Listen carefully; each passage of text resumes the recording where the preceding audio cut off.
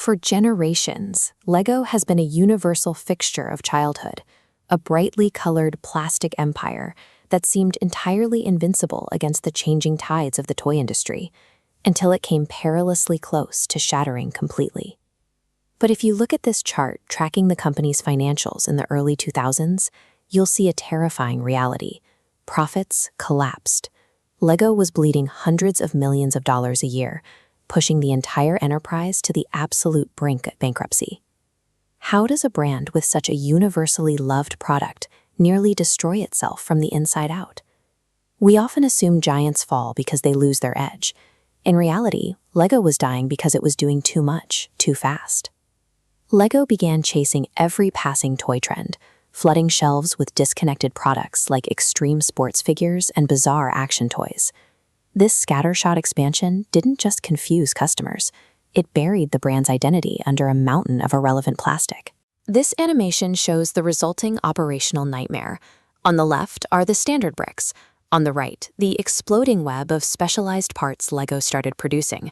Every new, unique shape required a custom, highly expensive manufacturing mold, causing production costs to spiral entirely out of control. In their frantic rush to invent the next big hit, leadership had completely buried the one thing that actually made the company special. To understand how they eventually cured this massive corporate bloat, we have to look back at the original foundation they left behind. Long before the global theme parks and movies, Lego began here. In the 1930s, Ole Kirk Christiansen ran a modest woodworking shop in Denmark, carefully crafting high-quality wooden pull toys. The trajectory of the business changed completely in the mid-20th century when they introduced a seemingly basic, hollow plastic block. The brilliance was the interlocking mechanism. The brick functioned as a standardized system, allowing for infinite creativity and scalable manufacturing. They could manufacture billions of identical units while still giving children the tools to build anything. That elegant operational efficiency, making a few things exceptionally well, was the true engine that built their early global empire. Compare that streamlined system to the chaotic, unprofitable catalog of thousands of unique parts they were churning out by 2003. Realizing the company was on the verge of collapse, a new leadership team stepped in. They saw immediately that survival required severe, top-to-bottom operational discipline. Their strategy was ruthless subtraction.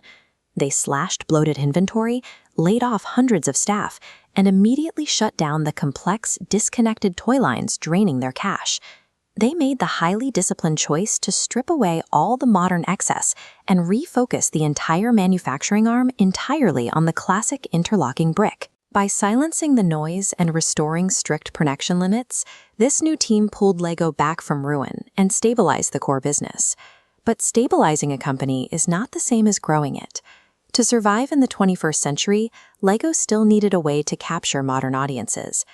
Their solution was to take their highly efficient, standardized building system and map it onto the world's biggest cultural stories.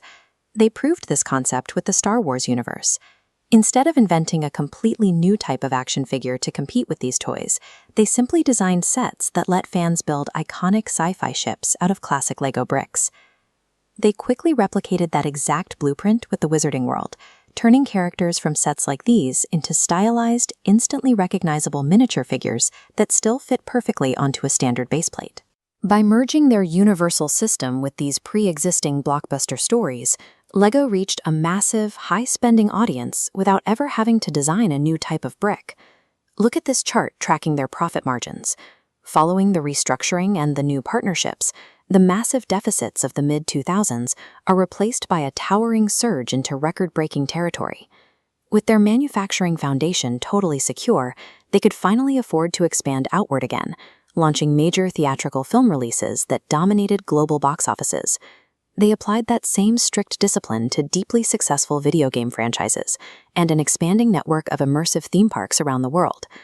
None of those massive multi-industry expansions would have been possible if the underlying physical product was still bleeding cash. The collapse and recovery of this plastic empire offers a perspective on growth that most companies ignore until it's too late. They learned the hard way that chasing aggressive expansion does not mean you have to abandon the strict operational systems that built your company. By cutting away the bloat and focusing entirely on the brick, LEGO proved that sometimes the absolute best way to move forward is to remember exactly what made you successful in the first place.